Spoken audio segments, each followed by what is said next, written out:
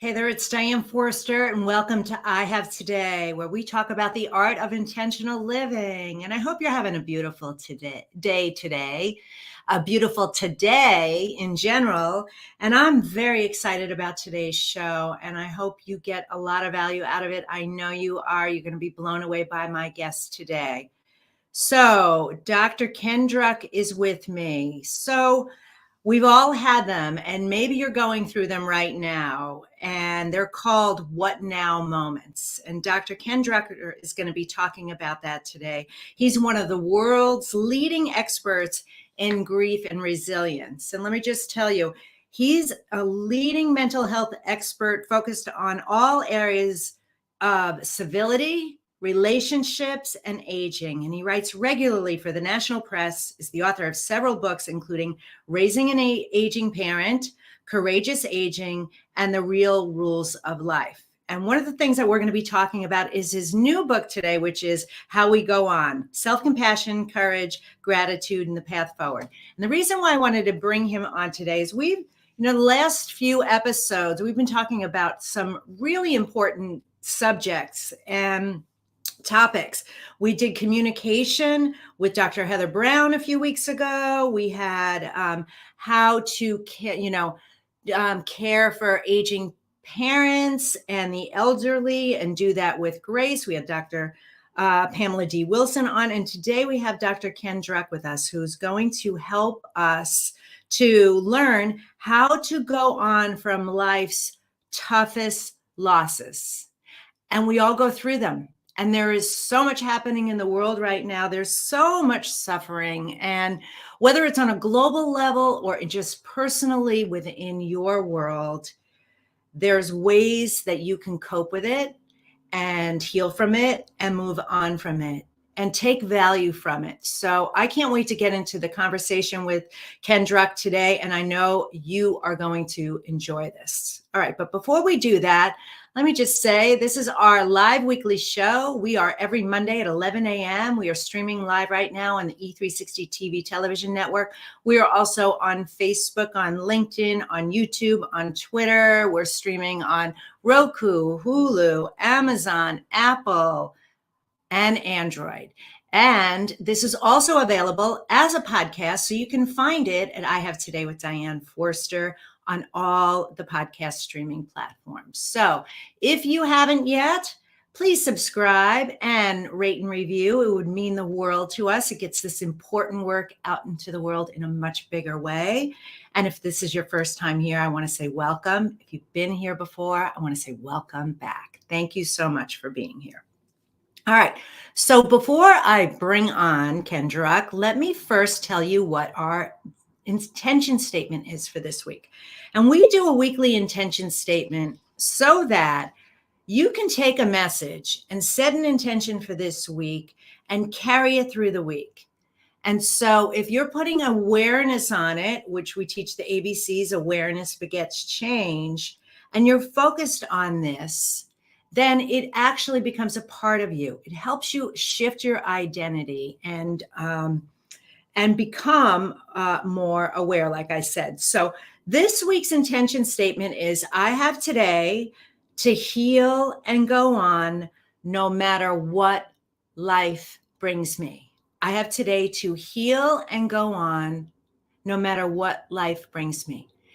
And as we talk to Dr. Ken Druck, we're going to be talking about his work, what he's discovered, his own journey, his path to become this world expert in this and just changing so many lives, as I get goosebumps as I say that, that it's really important for you to realize that as spiritual beings having a human experience, that what we are here for is actually all of it.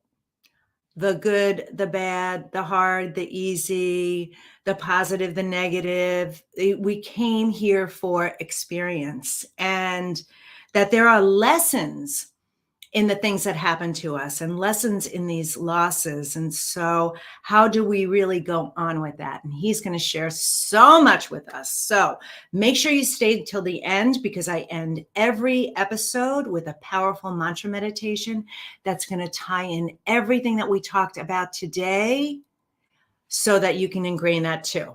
So back to the intention statement. So this is your intention statement for the week. I have today to heal and go on no matter what life brings me. And how you can really anchor this is I want you to go over to my Instagram page at Diane Forster Official. And over there, you'll see a little button on my profile that says intention statements. And there are graphics there. And this graphic on the screen right now, this beautiful graphic made by my team, is already there. And what I want you to do is take a screenshot of it and then use it as your phone saver for the whole week, so that every time you look at your phone 150 times a day on average, you will see this and you will be reminded of your ability to heal and go on.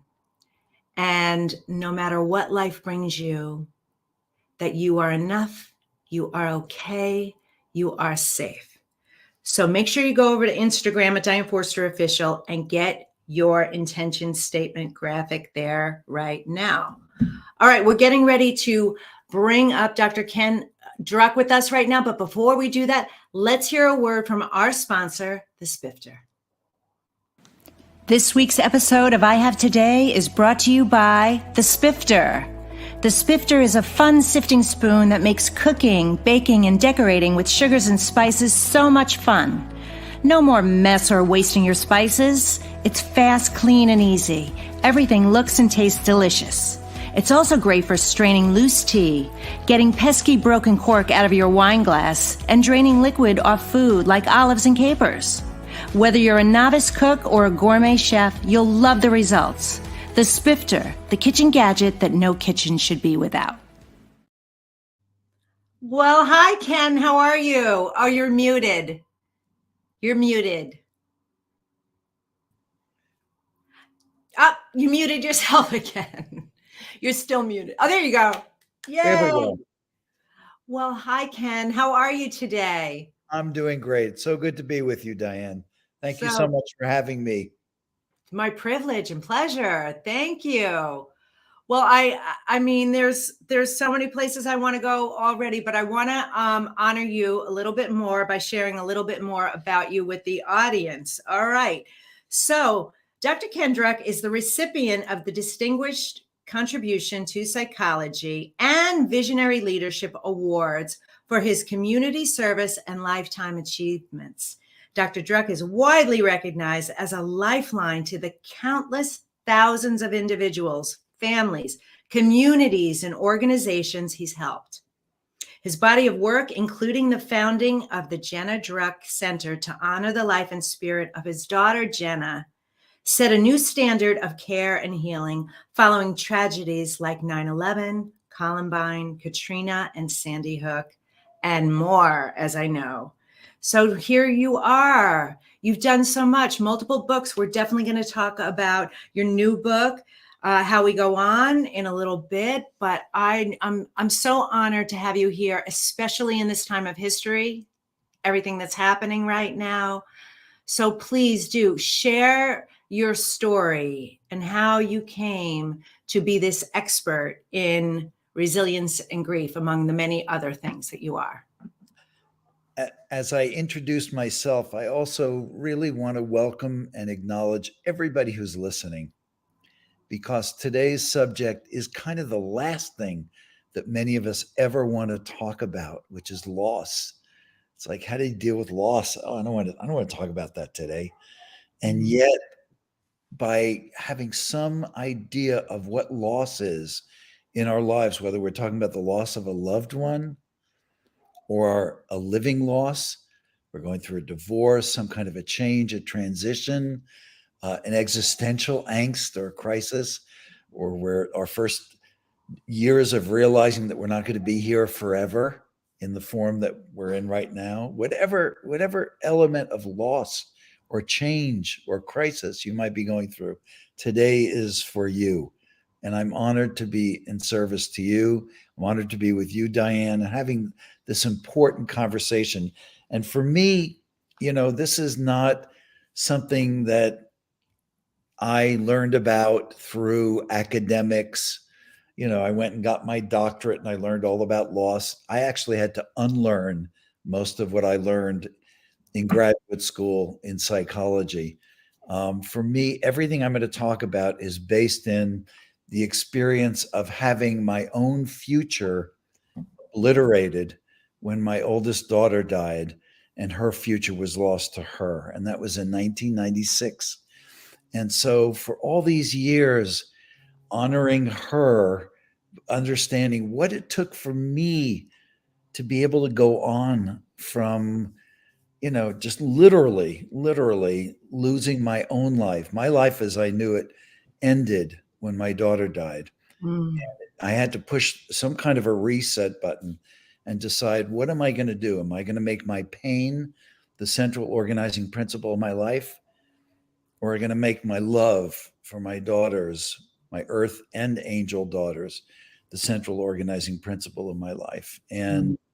And that's where my story begins. It begins with telling my daughter she's going to go on the trip of a lifetime. She's going to go study abroad, and she goes off and has the adventure of a lifetime and ends up in India, traveling on the Grand Trunk Road for the Taj Mahal. The night before, she calls me. She's, Dad, I can't believe I'm going to go see the world's greatest symbol of eternal love, the Taj Mahal. And Jenna never made it to the Taj Mahal. The bus she was on flipped over on a road where 1,600 people die every year. And she and three other beautiful young women died. And my life, as I have pushed the reset button and am now living it, began. And my other life ended as I knew it. And Mm. so, what I talk to you about today is going to come from my own personal experience of what has worked and what has helped me and what hasn't. And it's not only about losing a loved one, it's about losing a marriage or losing our health or having a child who's estranged or strung out or whatever kind of losses you guys are dealing with. Ah, well, thank you so much for sharing that. And it's unimaginable, right? And loss does come in a variety of ways, in many, many ways. But the loss of a child is one of those things that it's Mhm. just unimaginable. Yeah, it's unspeakable. And yet, there are people, when Jenna died, I knew that the way to honor her life and spirit was to take everything I had learned from my trip to the bottom of pain to develop an understanding of how to help other parents who would go through this. And it became other parents, but it also became other people who are suffering horrible, traumatic losses, but also long standing losses. Parents of 3 year olds who are driving up to the City of Hope every week. So, my life, and then being called in to help after 9/11 and Sandy Hook and Columbine and I won't begin to list all the situations, including right now in our world, in Israel and Ukraine and so on, and in Maine last month. But Yes. being called in, and what I've learned from so many parents, so many partners who've lost a loved one, and so many people who've lost their parents, because as we get older, we have to deal with, and I know you just had a show on this, we have to deal with our aging parents and come to terms with the fact that they're not going to be with us forever. And what do we want to do with those relationships? Yes. Yes. So much to harvest and loss. We all talk about evolving and personally ripening as human beings. You can't do that until you deal with loss. And it's not only the loss of other people, but it's the loss that we want to take. Occasionally, we get glimpses of the loss of our own lives. It's like, wait a minute, I'm going to get older and I'm not always going to be working at this job, or I'm not always going to look the way I look, or I'm not always going to have the health that I have. How do I process these changes, these sorrows? this loss or change in my identity or what I think my value is because I'm getting older and eventually I'm going to have to, as somebody says, life is like kind of the game of Monopoly. It all goes back in the box. You know, that am I going to have to surrender my life eventually? How am I going to do that? What Mm, happens then? Where do I go? And yeah. so the last chapter in my new book is called Ken's Moonshot. Love And it. what's my moonshot? It's going on. The book is called How We Go On. How we Yes. go on from death. Yes. Do we spend our lives dreading and fearing and, living in, kind of staring into the abyss and fearing the existential crisis of our own passing? Mhm. Or do we somehow summon newfound courage and strength and faith and understanding and clarity and understand that we can begin to find some measure of peace and not spend all that wasted time in fear of death and Yeah. dreading death and dreading getting older. Yes. So true. I mean, it is a part of this journey, right? And we're here for such a, you know, undetermined amount of time. We don't know, Yeah. as we don't know. So should we be living in that state? So when you were going through the grief and the loss, what was the first thing that happened that sort of gave you that, like, oh, I can go on, like a glimmer of hope? I don't want to call it a glimmer of hope, but that's what's coming up for me. Yeah. So what was that? You know what? It's so simple, Diane.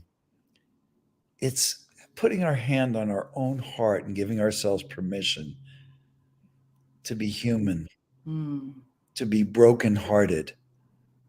Every single person we know and us is going to go through a broken heart. It's part of life. How do you go through life without having some degree of heartbreak? But our hearts break either open or our hearts break closed Mm. and we shrink and we Mhm. shrink around the pain, trying to protect ourselves from ever having to feel the sorrow and the sadness and or the anger or the outrage or the confusion about how to go on. So for me, the first lesson was I found in the safety and in the arms of friends who weren't trying to figure me out and fix me. Oh, good. They were trying to be with me and being with, walking with, standing with, listening to, being in service to another person helps us also figure out how to do it with ourselves. Yes. Nothing more important than taking our foot off the foot of impatience, judgment, self-criticism, taking our foot off our own throat and moving our hand down to our own heart and showing ourselves kindness when we've suffered a terrible loss, Mhm. giving ourselves time, not trying to beat ourselves up because we haven't figured out how we're going to survive, or we're rushing to do something that we think is going to take away all the pain. So I think the hand on our heart of kindness and patience, understanding, forgiveness. Some of us in the beginning we're so traumatized. What do? We begin to try to, it's psychologically, we try to undo our losses. Yes. Figure out how can I connect the dots in a way that I reverse this, or maybe I'll make a bargain with the universe, or I'll come up with a scheme so I don't have to feel the things that I'm feeling. And often what we do is we distance, we put ourselves under pressure rather than saying, you know what, how could I not feel brokenhearted? How could I not feel confused about what to do? How could I know what to do? How could I know what it's going to take for me to fight my way back into life? Because right now I feel like I'm at the bottom of pain. And, Mhm. and that permission, that kindness is the first step. Mhm. I love everything that you said there. I mean, this is no, there's no guidebook. people have assumptions like, oh, it's been a year, or that first year is the hardest. Well, that might have been your experience, but 27 years later, I still miss my mother, right? I wish I could ask her this question. Yep. It's not even the, holidays, things like that, family things. It's those little tiny life moments. That's right. So, Those moments that we're defenseless. Let's get real. yeah. Sometimes we're defenseless from our own sorrow, Mm, our own anger, or our own confusion. We're defenseless. It hits us. And when people come in to see me after a loss, often they'll apologize. They'll say, "I'm so sorry. I'm starting to cry." And I say, "Your apology is not accepted here. mm, Entrusted me to your heart, to your love for your mom or your dad or your husband or wife or your son or daughter. You've entrusted that to me. There's never any reason to apologize for being honest about how you're really feeling. And if you've been triggered, we live in a grief illiterate culture that often casts judgment. So we live in fear of judgment that we've not only lost somebody we love or we've gone through a terrible change in our life, but we're going to get judged. right. People are going to judge us as lesser than. Why? How come you're not over it? Haven't you read the Get Over It book? Mm, Read the You're Not Doing Something Right book, or You're Not Strong Enough book? And yes. and we pass it. It invites us to pass judgment on ourselves. I'm not strong enough. I'm not courageous enough. I'm not resilient enough. I'm not smart What's enough. wrong with me? Involved enough. What's Yeah. wrong with me? So Mm-hmm. instead of that, we respect and honor ourselves for what the hit we've taken, for how really hard some of these things are to come to terms with, and how it takes as long as it takes, and to put ourselves in a judgment-free zone, Mm-hmm. where we're not beating ourselves up, where we have that hand of kindness on our heart and our foot off of our throat. The second thing is I created something called the 8 honorings. Oh, And the okay. 8 honorings, and they're actually in the book, in the How We Go On book, but the 8 honorings talk about, what do you do after you suffer a loss? How do you honor the person you've lost? Or how do you honor, if you're going through a change in your life, how do you honor yourself and the people that love you and are trying to support you? And how do you honor your future? Because you are going to fight your way back into life and write new chapters of life. You are going to survive. First honoring is called survive. Mm, Honor the people you lost. When Jenna died, I honestly, I felt like all the wind had been taken out of my sails. yes. I didn't know if I was going to survive or how I was going to survive. Mm-hmm. But I realized the first thing I could do to honor my daughter would be to survive her death. Mm, And she'd want me to do that to live out my own life and yes. do good things with it, create new meaning, new memories, but also for my earth daughter. Dad, your Steffi needs you. And so Mm, be there to be a witness to Steffi's life. And Dad, guess what? And here's the other honoring: cultivate a spiritual relationship with me. Dad, there's a love that never dies. Keep Let's keep the love that we have for each other alive. Keep telling me. You may not have 100% certainty about what the true nature of life and death are, but keep telling me you love me. mm-hmm. Stay close and keep hearing my I love yous. Now, I Mm, don't know the true nature. When I tell my daughter, just like I love that you, Diane, you said you talk to your mom and oh, you yeah. so close. With my mom, I used to call my mom every morning. She lived to 92, but I used to call every morning, and my greeting was, "How's my favorite mother?" Oh, Well, I still get in the car sometimes, and I think, God, this is one of those moments I'd be calling my mom. yeah. Mom, how are you doing? Hey, can I share some good news with you? Or I'm going through a tough time. And so I'll be in the car alone and I'll say, how's my favorite mother?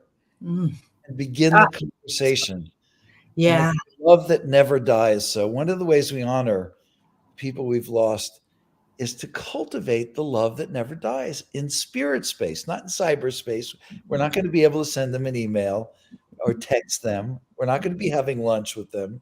We're not going to be seeing them in the way that have been so accustomed. But we have today, as you so beautifully frame it, we Mhm. have this moment. And why not fill it with love?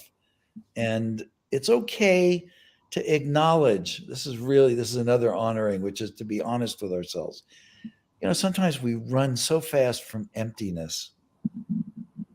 Run so fast from lostness. We run so fast from unknowingness.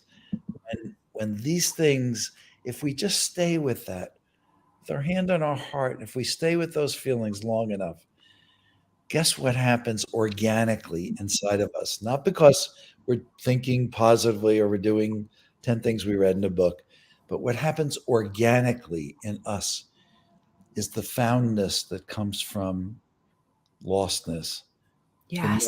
the knowingness that comes from unknowingness, what arises in us, what we summon, Mm. newfound understanding, Yeah. clarity, strength, courage, and all the things we need to live each day in the fullest possible way, each day that we've been given and gifted with. This is all so beautiful. Every word that you're saying is so incredible. Yeah, I do have a relationship with my mom, and she comes through in the funnest ways. And I'm a highly intuitive, and um, I actually get to see her now. She will show up Yeah, in form for me, I and it love it. is because of cultivating that spiritual relationship with her. She came through with some major knocks to get my attention because I was not able to see. So that's for everybody who's watching. You absolutely can set it right. You can cultivate a spiritual relationship with your departed. You can actually have that and speak of the love, right? That's so good. Okay, so the 8 honorings. Let's go down the list. To survive is number one. Yep, got that. Number two is do something good in their name. Uh, Do something good. It could be as simple as lighting a candle. It could be as simple as sending $1 if they passed of pancreatic cancer to cure pancreatic cancer, or if they suffered from Alzheimer's or something, to to to invest in one family not having to suffer the way your family has suffered mm, as a yeah. result of their illness. So survive, do something good in their name, embody some special quality of theirs.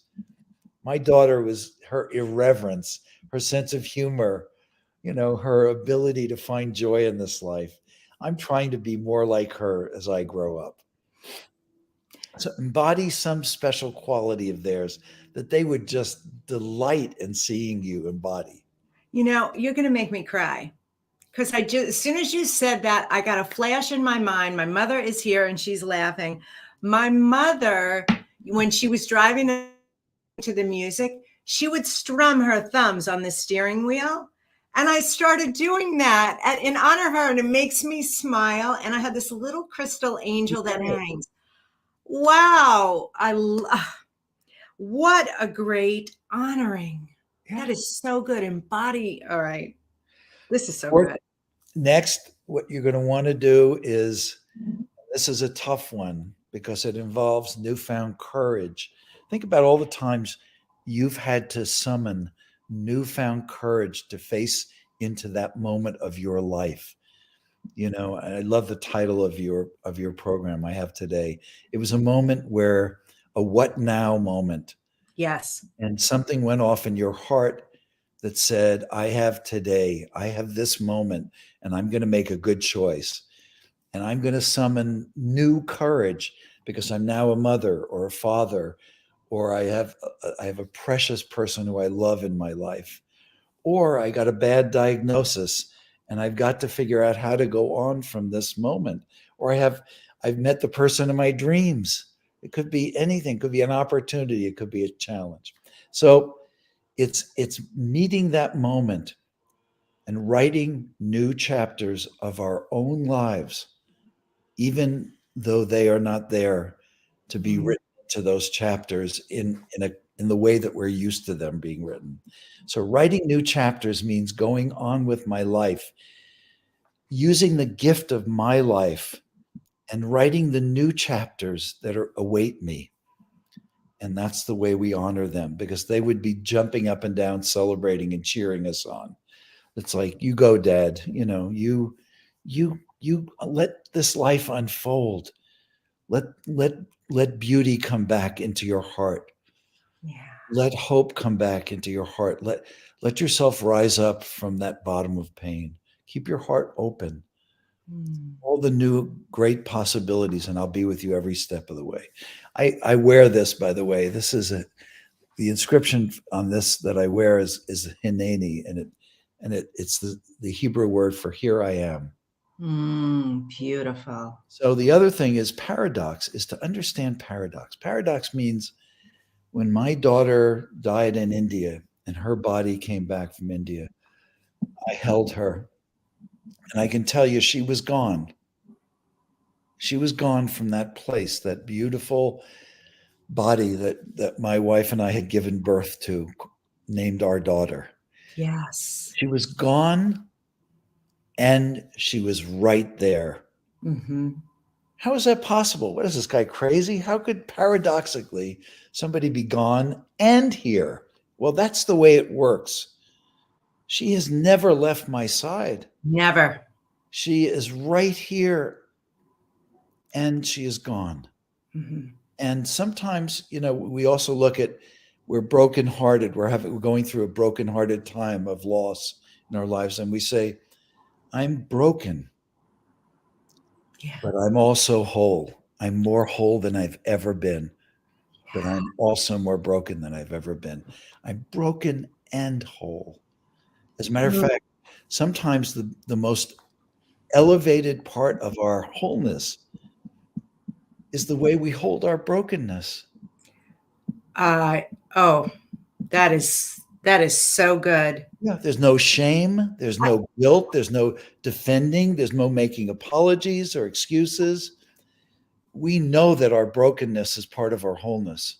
Because you can't be whole without having been broken. Exactly. You can't. Exactly. Without that experience.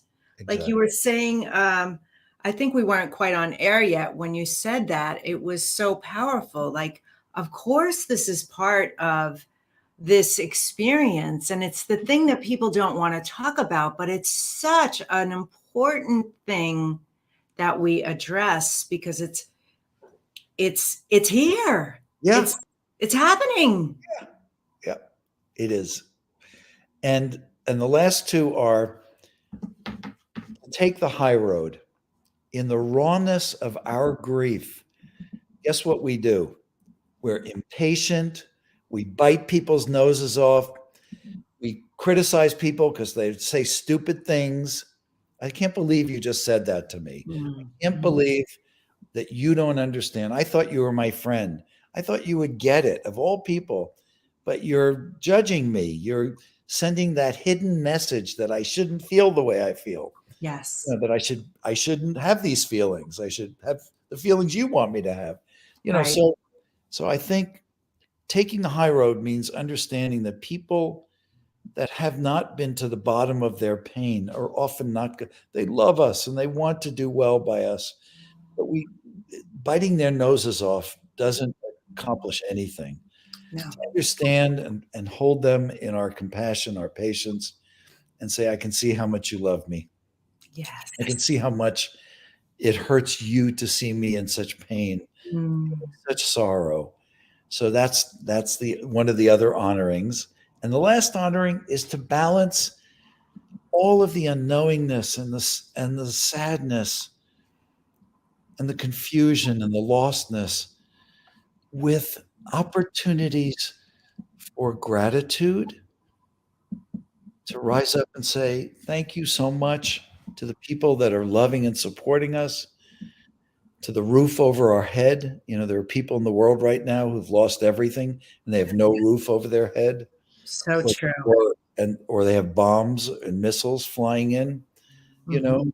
in Ukraine and in the Middle East and whatever. You know, be grateful for the things that you do have. That's part of balancing everything out. And it's Yes. not that you shouldn't feel sad or you shouldn't feel lost. It's that we get to balance it out. My sister called me a couple of weeks ago and she was crying. She had just seen, she got tickets for a Broadway show. She was in New York. She's got tickets for a great show. She'd gone to see the show. She'd gone out to a great dinner and she said, I can't believe that I just went out and had a great evening and people are dying in Ukraine. People are dying in Israel. You know, she knew some of them and and their families. And she said, I can't believe I went out and had a great time tonight. What is wrong with me? And I said, the eighth honoring is to balance, to know when to unplug, to when to go out and see a Broadway show, that it's okay to watch a stupid movie, a funny movie, or a romantic movie, or something senseless, or an adventure movie, or to listen to music that's joyful or sorrowful and joyful. That it's okay to come up for air because that's the way we fill our cup again. Yeah. That's the way we stay in the fight. That's the way we fight our way back into life. It's Mhm. okay to have laughter. It's okay to eat good food. It's okay. You're not betraying your sorrow or the person you've lost. Exactly. And like you said earlier, they want you to live a full, happy life and find the joy and find the love and find the gratitude and appreciation. And it's okay. You're honoring, as you're speaking of honoring, you're honoring them in that moment. Yes. Yes. And so when we live a life of honoring, that doesn't mean we've got to keep our hand on our heart, because it doesn't mean that I'm not going to have moments as I did, last week. I was walking in the street, and I'm walking behind a girl that has my daughter Jenna's hair. It's like, oh my God, I was triggered. It's like suddenly I've got tears streaming. It's like, oh my God, I still miss my daughter so much. It's like, is something wrong? So if I have my hand on my heart, it's like, of course you do. You've kept your love for her alive. Of course you feel that way. How could you not feel that way looking at this beautiful young woman with the same hair as your daughter? So it keeping our hands on our heart is the best insurance. Catching ourselves go, it's like, what's wrong with you? I can't believe you're still crying. What criticism could we lodge? How could we prosecute ourselves as if we were in a courtroom with only a prosecuting attorney? No defense attorney, no judge, no jury, just prosecution, blaming the admonishing finger of blame pointing in our face, telling us we're not doing it right or enough or the right way, or we should be doing something different. Let's Yeah. keep our hands on our own hearts and show ourselves kindness. Yeah, what I want to say, 2 points on that. I love that. Always, always reach. By the way, my heart is like beating. There's full of energy in this. I can just feel so much, which I so appreciate. But yes, by always putting the hand on the heart, that is, the place to, center ground, be kind to yourself and loving to yourself. That's one thing. The other thing is, and I'm not knocking anyone or saying anything negative, but we are so programmed in our society to stuff our emotions and feelings. Don't feel anything. Boys don't cry. Man up. Shut up. Be quiet. Stop your crying. All of the things that led the world to say there's a time frame for grief. There's a time frame for loss through no fault of their own. It's just the programming that happens to us, and we buy it and believe it, and then it becomes us. And so you're So taking the high beautifully road said. is such a good one. So It's beautifully said. yes, That's what it's we do. Sometimes we don't even know we're doing it. When I tell people, catch yourself with your foot on your throat, often I hear, you know what? I didn't even know that I do that all the time. I yes. didn't even know I was doing it.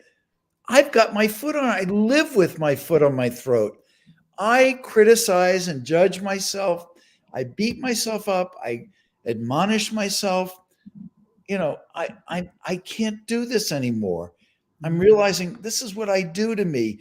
No wonder I'm on a steady diet of harsh self-criticism. No wonder I feel at times so exhausted, so beaten up, so drained of energy. And since I've stopped doing it, it's like, oh my God, I've got my best friend with me to Mhm. remind me that I'm precious, that I'm human. I'm Yes. real. I'm a work in progress. Like everybody else, I'm a work in progress. And that's okay. It's Mhm. okay for me to be aspiring, and learning and growing and ripening as a human being. That's what life is. So I love it's that. so I love the way you put it. We catch ourselves doing things, we've got these programs looping in our brain Yes. that have gotten used to talking to ourselves in a certain way. But when we change that, everything changes. And if we show ourselves more compassion, guess who else we show more compassion? Everybody. The Suddenly, world. the Yes. world. Suddenly, we're creating. It's be the change you want to see in the world. Mhm. We're being the compassion. We're being the voice of reason that listens to other people and can see, I can understand how you see things that way, rather than I'm right, Right. the self righteous, arrogant me. I've got, I know what's right. I know what, rather than trying to understand how somebody else could feel the way they feel. And Right. when we do that and we create a conversation and when we build a relationship, then we have peace, whether it's in a family, a marriage, a community, because right Mhm. now our communities are in unrest and protest, and in nations. When we do that, when we take the time to do that, not to be shouting each other, to be building hatred and building scenarios and terrorizing and killing each other, which is Yes. a return to the dark ages.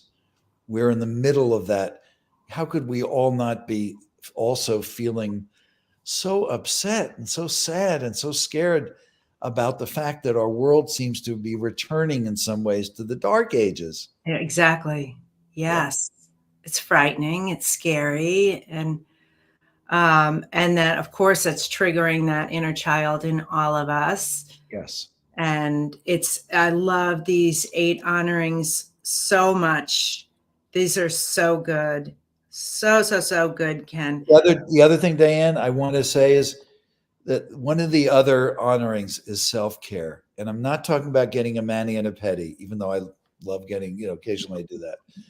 I'm talking about what I call pro-grade self-care. I'm Okay. talking about real self-care. Oh, I'm yeah. talking about knowing when it's time to say yes and when it's time to say no, and what we need to say no to, and understanding all of our self-care saboteurs, all the things we do, because we all know what self-care is. Right. We've heard it ad nauseum. We don't need another lecture on self-care. We just need the strength and the discipline to know how we sabotage our own self-care. And when Right. we understand that, when we can see it a little bit out in front of us, we know how to move around it and through it. Yeah. And I love the hand on the heart and tapping in. Is this for, my highest, greatest good right now? Am I honoring myself in doing this right now? Is this the direction I want to move right now? Do I want to say yes to that? And honoring that is the best self-care there is. Yeah, Yes. I'm very, very big on that type of self-care. It's so essential to truly love and honor you. Yeah, well, look And at the service that you provide all of us. You know, mm, this is, I don't have to, we don't know each other very well, but one thing I do know is you've created this space for all of us to come to this space and to know what we can do to become that best version of ourselves, the better version of ourselves. And you approach it from every possible angle. And what a gift you give by creating forums like this for all of us to find that better version of ourselves. So thank you. oh my God, thank you for those beautiful words. Thank you for honoring this platform that is exactly that, very intentional that way, which is why we talk about intentional living. If Okay, well, I were interviewing you, I would want to know, tell me. Diane, where does that come from in you? You are so deeply inspired, and it comes from a sacred place in you that when you're interviewing Ken about his losing his daughter and things that make my life purposeful and meaningful and what I want to ignite in the world. But I am so curious about where it comes from in you. You really are going to make me cry. I'm going to do my best not to. My one of my moments was a suicide attempt when I was 46. Yes. And I experienced a God moment in the bathroom. Pills got knocked out of my hand. And the voice screamed in my ear, "You are not ending your life this way, Diane. Go get help so you can tell your story and help others." Oh. And it was, what was it, broken and whole. And it allowed me to wake up to what my mission really was here. And it's been shown to me and guided to me.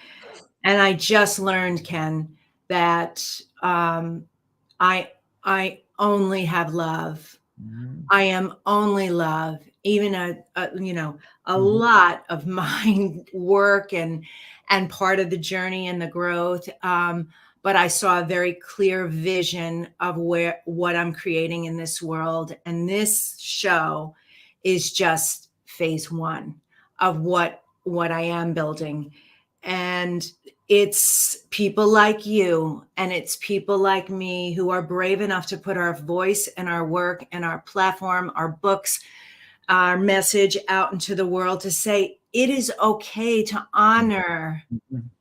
whatever you're experiencing right Yes. now, Yes. because ultimately you are here to love and be loved and have this experience to the greatest, highest ability that you can, but it must start with you and Mhm. honoring you and loving you and forgiving you. And you said you're a work in progress. I always say, well, I'm a work of art and a work in progress at the same time. That's my experience Oh, here. I love that. And I attract the most incredible people who, like you, come here and say yes to me and share space with me, and then we become best friends, and then we get like what our work is in this world with so much loss and all of that is to keep the vibration and the frequency high and only come from unconditional love, no judgment. What'd you say? Taking the high road of being that space. And are we perfect? No, we're not. But we do our best every day to wake up and show up and honor ourselves that way. And so it was gifted to me. And Mhm. trust me when I tell you, it's been a, windy road on Yes. this journey where I don't believe spirit's ever testing me or God's testing me. It's all been to help build my resilience to take this to the level I know it's going. Yes. So you just honored me so much, and I'm so grateful and appreciative for that. Well, Thank I'm you so for grateful for your courage and willingness to open your heart and share your journey with me.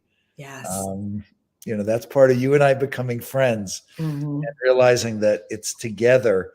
It's how we show up for each other, Yeah. you know, that really matters. And, my hope and prayer for everybody listening is that they can do the same thing with people that are precious in their own lives. Yeah.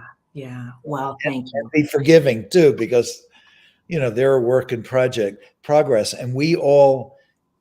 It's like I try to look at myself. It's like, all right, I'm having a hard time with that person. What am I projecting? What of Mhm. me? What of my shadow am I Yes. projecting onto that person by judging them? They're look at that's terrible. Yeah. We Yeah. all snipe at other people, but Well, that about me. How come I cannot show that person kindness and understanding? And one of the things I realized in the very beginning, when I was beginning to awaken to the fact that the world was grief illiterate, I wrote something called the do's and don'ts of grief support, yeah. which outlines, and it's in the How We Go On book, and it outlines what to say and what not to say, what to do, what not to do if somebody you love is grieving. But when I was so upset with other people, I was biting their noses off. Yeah. The girl in the supermarket who would say, "Oh, have a nice day." Yeah. I'd say, "Oh, I'm gonna have a wonderful day. My daughter was just killed. I'm sure it's Oh, gonna be a great day." And instead, when I meet people and they're rude or insensitive to say, I look at them and I say, "You having a hard day?" yeah. And 9 out of 10 times, they feel so gifted. Somebody Honored. asked me if I'm having a tough day. And you know what? Yeah, Yeah. in the middle of one of those tough what now moments Hmm. where something Yeah. happened. I've suffered a loss. I'm going through a real change. I've lost the future that I thought I was going to get, Yeah. and I'm having a tough time. And thank you for noticing. That's beautiful. All right. Well, we are getting ready to wrap up in just a few minutes. I could talk to you all day, and you and I are going to have to definitely get together. Yes, We'll meet for lunch or dinner or something. But I want to ask you a question I ask all my please. guests, which is, how do you live the I have today way? And if you could answer that, start your statement with, I have today too. I have today to show myself kindness and love and patience, gratitude, appreciation, clarity, tough love when I need it, but the kind way, Yeah. and then to reflect that to the world so I'm embracing the world that is in such desperate need of greater patience, understanding, love, courage, kindness, empathy, compassion. And yeah, that's it. So beautiful. Thank you so much, Ken. This is beautiful. For everyone who's watching or listening, Ken's book is How We Go On, and that is going to be available. We'll have it in the show notes. We'll have a link for you to go grab it. I suggest everybody do it because this book covers everything. No matter what the loss is, Ken has got you covered here in a beautiful way. Remember the 8 honorings, and everything that you shared with us today, Ken, was just really magical. Thank you. And love yourselves, everybody. Truly love yourselves. So all right. Well, this is how you can find out more about Ken. There's a link to his site. It's Ken Druck, KenDruck.com. His Facebook is Dr. Ken Druck. You go follow him over there. Keep doing what you're doing, which I'm saying that, and I obviously know that you are going to, but you have shifted me today. And I feel a new sense of self-love and self-care today from being in your presence. So thank you so much. Thank So you. Thank appreciate you for sharing your living room. And to your audience, thank you for supporting this beautiful forum. it. Thank you so much. All right. Have a beautiful today. You as well. We'll talk soon. All right. Thanks. Bye. Oh my gosh, that was incredible. Truly, truly incredible. My heart is so full. We do not have time to do a mantra meditation today because I did not want to stop that interview. It was so good. I hope you all got a lot of value out of that. And Don't forget the 8 honorings. If you saw this show and this had an impact on you, please don't keep it a secret. Share it with somebody. Share it with at least 5 people who you know need to hear this message today. And that's how we change the world, by spreading the love and spreading the light all over the world. All right, really quickly before we go, I want the team to show the graphic. I want to tell you, how would you like to have a TV show like I do and interview amazing guests like Ken Druck? Well, I am hosting an exclusive immersive event here in San Diego, November 30th through December 2nd, called TV Host Maker Live. Now, here's the good news. If you can't come here, which I would, however you get here, I would come and get here, you can attend it virtually. So you can go to www.tvhostmaker.com. Sorry, let me do that again. www.tvhostmaker. What is my problem? www.tvhostmaker.com/live. All right, my tongue is all twisted today. www.tvhostmaker.com/live. There's also a QR code on the screen. You can attend it virtually, but the event is coming up quickly and tickets are going fast. Wait till you check out that page and see what we're doing over this 3-day event. So make sure you go there now. I want to thank my guest, Dr. Ken Druck, for being here today. I hope you got as much out of this episode as I know I did personally. Thank you for being here. And follow me, social media, Diane Forster Official, or I Have Today with Diane Forster. And we will see you next time. Take care. Bye-bye.